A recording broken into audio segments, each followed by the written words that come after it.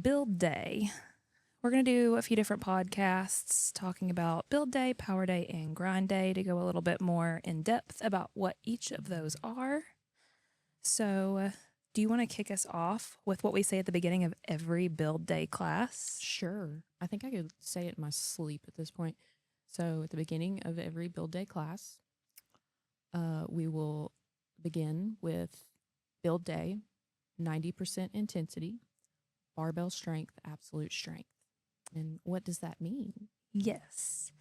So I'll start off. We start with the intensity piece. When we were building our build power grind classes, we wanted each of them to have a designated intensity.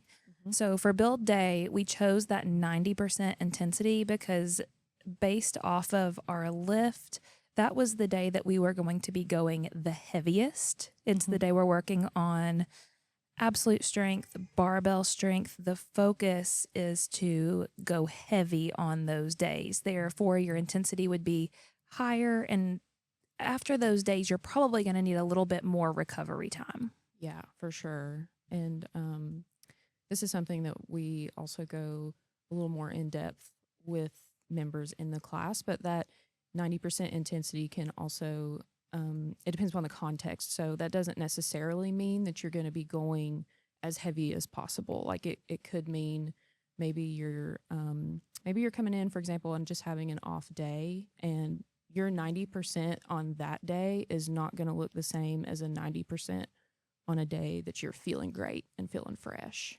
Absolutely. It's relative based on how you feel that day. Mm-hmm. Yes. I think it's just, I want to be sure to put that in there because I think people see 90% and then they're just automatically like, oh, that means I just need to go as heavy as I can possibly go. Right. We're not going to be coming in here and hitting a personal best every single build day. Correct. Yes. And we put tempos in our builds Yes. too. So that can make the weight feel totally different. Absolutely. Yeah. So tempo, if you're not familiar, that is increased time under tension. So instead of just doing a regular back squat, that might look like taking 3 seconds down in your back squat or a 3-second pause in the bottom of your back squat. So you're just under that load for an increased amount of time. Yes. And it can make even the lightest weight feel so much heavier. Oh, absolutely. I can use just a barbell with tempo. I know. But do you remember when we first put in tempos and it just like messed everybody up?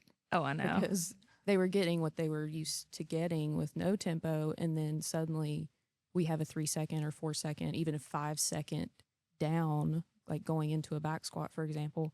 And then they realized very quickly that it just feels so much heavier. Yeah, well, you can't bullshit with a tempo. No. Like it makes you get into the proper form. Yep. And it's also really good for your joints. Yes. To yes. take a slow eccentric. So there's more reasons for a tempo on like a build day, for example, than just increasing strength necessarily. It's just good for even joint awareness and stability there. Yeah, absolutely. So a tempo is a key thing that we incorporate into our build day.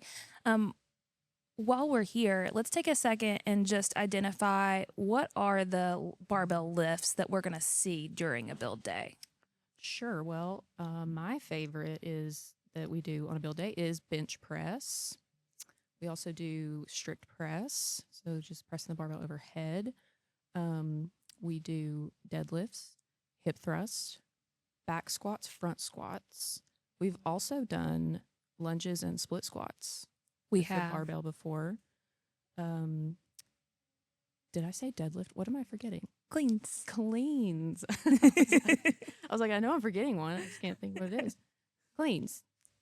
Yeah. So a wide array of movements that we use with the barbell. And again, like the focus is that with a barbell, you can load more weight on there than you can physically hold with a kettlebell or a dumbbell. Mm-hmm. So at some point when you are doing progressive overload, and we can do a whole other podcast on that, but that's basically just increasing the difficulty in some way of a movement. If we're going to do that with load, then at some point most people cap out on the kettlebell or dumbbell.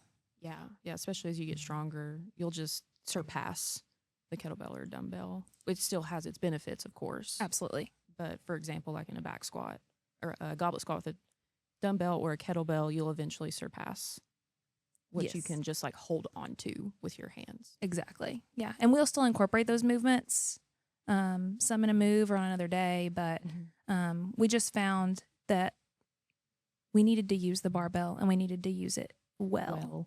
And so a key way that we do that in our build day class is by having set rest time. So when you come into your build day after you've done your warm up and your prep, we have 2 sides to the room. Each side has 6 stations. And so there can be, like on the rig side, there's 6 stations. That's where we do on a lower body build, like your back squat, for example. And then on the open side, you're going to have another 6 stations, and that's where we would do our deadlifts. And so everybody splits up. You go to a station there. Typically, what that lift is going to look like is you're going to be on a clock. So, for example, every 2 minutes, you might do 5 back squats. For the remainder of that 2 minutes, you are going to be resting. And by resting, I mean sit your ass down and rest. Not doing jumping jacks, not doing some abs. You're just going to sit. Yes, because a key factor in building strength is actually taking that rest time. Yes. And the rest is so important because you want to hit each set as fresh as possible. Yes.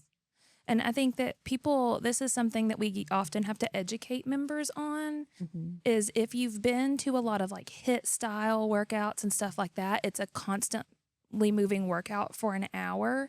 When you're working to build strength, like you said, you're coming fresh into that set, you're doing your 5 back squats, and once you finish those 5, you should be like, oh, I have to rest or I'm not going to be able to do the next set. Yes. Yeah. You want to get the most out of each set that you possibly can, which is why the rest is there. Yes. So in that build day, we have set rest. That's super important. Build day is also the day that we have the longest lift portion of a workout. So our build day has a dedicated 28 to 30 minutes of strength, whereas our other days tend to be a little bit shorter with the lift. Yep.